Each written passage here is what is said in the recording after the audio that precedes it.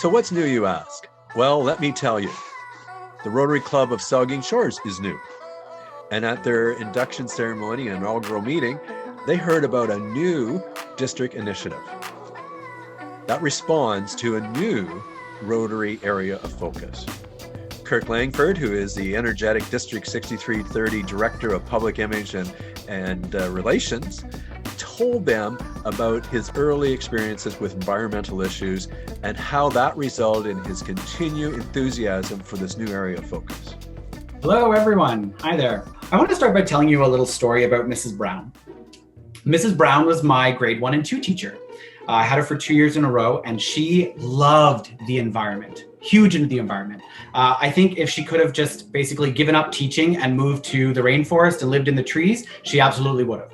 But she couldn't do that, so instead she basically made the classroom into the rainforest. We used to have rainforest days and environment days, and you're at a very young age, then you're very formative in terms of what you believe and what you'll listen to.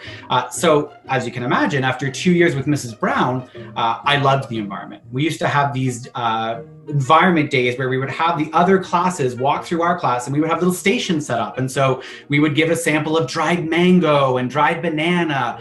And I mean, you're from a relatively small southwestern Ontario town. I'm also from a very small southwestern Ontario farm. So you can imagine when I brought home dried banana chips to my mom and dried strips of mango, I was like, try these. And she was like, what are they teaching you? You're gonna have to pull me out and homeschool me. But we got through. However, after those 2 years, Mrs. Brown had made quite a mark on me, and I ended up being quite the little environmentalist and conservationist, and I was really curious about learning more about the environment and what we could do to be better about the environment. So being in grade 1 and 2, I couldn't really do much myself. So what did I do? I forced my parents to do all the things that the teacher said I should do.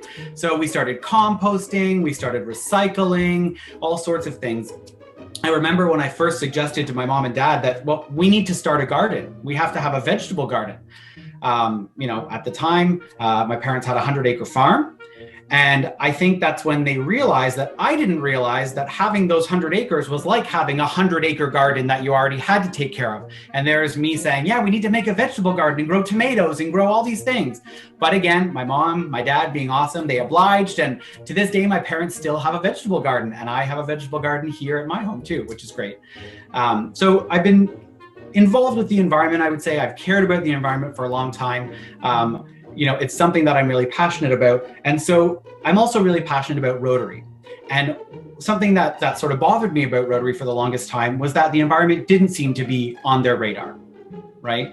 And however, that's changed because this year, it'll be official as of July 1st, Rotary has made supporting the environment one of its 7 areas of focus. Now, quick kind of definition, I guess, of an area of focus. Basically, if you want to get money from the Rotary Foundation for a project, it has to fall under one of the 7 areas of focus. So there were certainly clubs that were making the environment fit into those projects somehow. But as of July 1st, it will be one of the pillars, one of the areas of focus. And I think that's such an important shift because it really shows that Rotary isn't just supporting the environment through its other projects or sort of as a secondary result. It's really saying, no, this is important and we need to make this a priority. And that's what they're doing.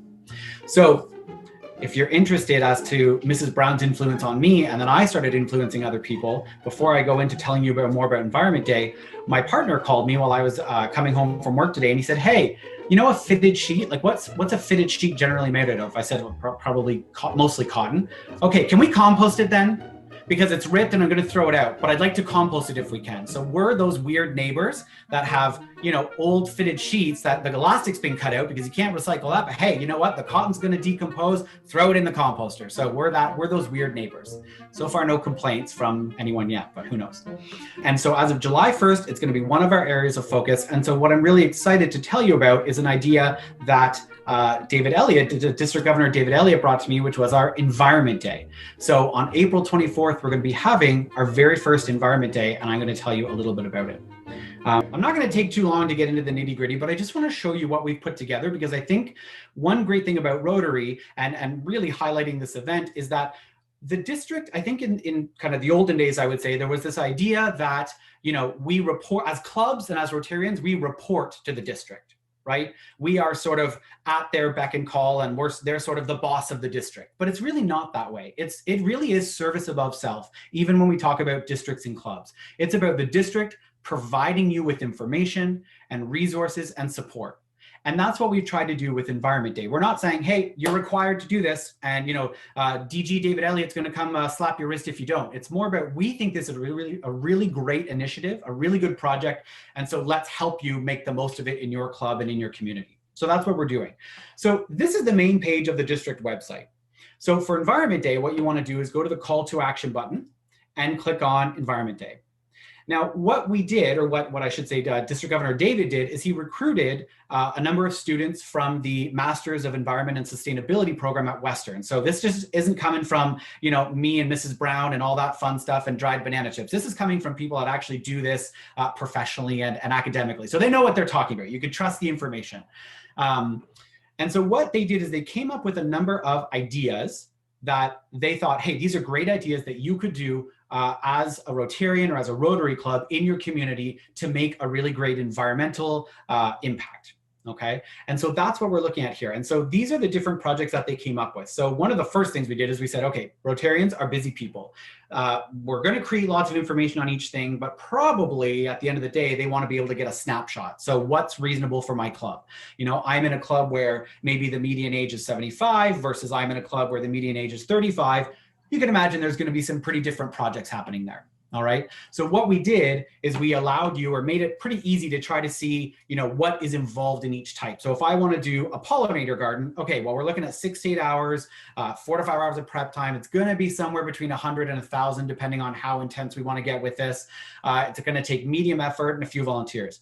And then we look at something like a bee hotel. Okay, well, that seems cheaper and easier. You know what? I think that's what our club is going to have to stick with. Or you might have a couple different projects and pick a more high intensity project and then something a little bit more low intensity to tack onto that or to add on. Okay, so we start by giving you that table so you can get an overview of what we've got. We then give you some ideas for promoting your events and projects so that you've got some ideas of how to do that. But then what we've done is we've actually given you a separate page for each project, because some of you are probably going, a pollinator garden? What did he just call me? It's not an insult, I promise. Instead, you can now learn all about a pollinator garden, because we don't want you to have to spend your weeknights and your weekends trying to figure this out yourself and kind of figure out what the best way to do it is and how it works. So instead, you come here and you can either click on the link in the table or the link at the bottom. It doesn't matter. We've made it easy. And you just click on that, and then it takes you to a page that explains what a pollinator garden is, or a butterfly garden. It talks about what's involved, how to do it, why do a pollinator garden, so what's the benefit to nature and to the community, and then some logistics, right? The mechanics of it. So how much does it cost? What kind of stuff do I need to have? How many volunteers am I going to need? And then we've set you up with some additional resources. So, there's lots of great resources online already about a lot of environmental projects. And so that's what this last part does, is it connects you to some existing resources to say, hey, here's a great YouTube video that you can watch of them putting together a butterfly garden or a pollinator garden. So it's a really great opportunity. And I think what's exciting about this, especially for your club, is that this is a brand new event. This year on April 24th is the first Environment Day we've ever done in the district, and maybe even Canada-wide, I'm not sure, but definitely the first District 6330 Environment Day. So it's a really great new event. I think it's such a wonderful initiative because it just ties into something that's so important and so top of mind right now. But what makes it exciting for you is that you're a new club. So you already have a new project and some activities based on this that you can rally around, right? I found in our club, like I told you, I became a Rotarian in 2016, and it was part of the Rotary Satellite Club of London. So we were a brand new club. And one of the more difficult pieces, I think, was finding our footing when it came to projects. You start finding some projects and you do one, and that one was too much work, and that one the people didn't really like, and that one maybe didn't raise as much money as you wanted. And so there's some trial and error going on. But what's really great about this is that there's already this project, these ideas, and this information that your club can rally around. So we hope you have fun with it. We hope that you enjoy it. But the information is there. I would really urge you to check it out. And there's a wide variety of things as well, right? So I started with a pollinator garden, and you might think, oh my God, Kirk, I do not want to dig up a garden. I don't want to have to do all this research into native plants. Like, absolutely not. I want to go pick up garbage for 3 hours and call it a day. That's what I'm here for. Well, what do you know? Waste cleanup happens to be on the list. Isn't that convenient? Isn't that great? Or maybe you want to do a tree planting session. Almost anything in terms of high to low intensity, from few volunteers to a lot of volunteers, from an hour or two to 10 hours, it's all there. But then Addison says, wait a minute, I want my daughter to be part of this. I want her to learn about the environment. Oh, I sure wish there was something for, oh, wait a minute. What if we did nature activities for kids? Incredible. So it's even got ways to engage the community. So this isn't just something that we meet as a quiet little Rotary Club. We do our event, we take a couple pictures, we hope people see it on Facebook, and we hope the word gets out. There are events on here that you can invite the community to do. Now, given the first year where we are with COVID, I recognize that there might be some restraints around that this year, but there's options for the future, right? We're not going to be in this scenario forever. And so there's lots of options for what you can do in future years and in different ways. You know, there's nothing wrong with looking at organizing some of these virtually if you think it's possible and if you've got the people in your club that are willing to help with the logistics behind that. So there's certainly options for you. But we wanted to make it flexible. We really wanted there to be sort of a something for everyone option. And we feel that there is, and we're so excited for clubs to get on this. And I think when you talk about Saugeen Shores, I mean, I don't know about, I hear usually, I'm probably going to be told I'm wrong, but I'm told Goderich has the most beautiful sunset in Canada, maybe even the world. Is that actually Saugeen Shores? And just no one's told me that yet. Is that the truth? Okay. But you want to keep it beautiful. And I think people that live on the water like that really do value the beauty of the environment. They really take nature seriously, and it's something that they take pride in as well. So I see this as something that your club can really latch onto and really enjoy. And so hopefully you do.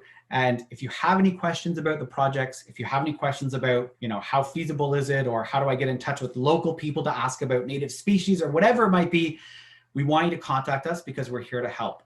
Pat is at your service as your assistant governor as well to answer those questions, and anything she's not sure of, she'll forward to someone who can get the answer for you. But we're really excited for this event, and we hope you are too. So check out the website. We're hoping that you'll love it so much that you'll just get lost in the District 6330 website, spending your whole day, you know, sipping coffee and doing that, because it's so interesting and so intriguing. But I mean, Diane's laughing at me, so I think we know where that's going to go. But anyway, that's all I wanted to say. I don't want to take up any more of your time, and I know you folks want to celebrate. So thank you so much again for having me. Congratulations again, and I'm so excited to see what comes out of this club. I think it's going to be wonderful. Thank you, Kirk. So as members of the new Rotary Club of Saugeen Shores learned, there's a lot of information available on the district website, www.rotary6330.org. As we continue to cope with COVID-19, Kirk's enthusiasm is something we hope is contagious. It's a great way to do something that'll make a difference in your community and show Rotarians as people of action. On Saturday, April 24th, District 6330 Environment Day, we can be down to earth in every sense of the word.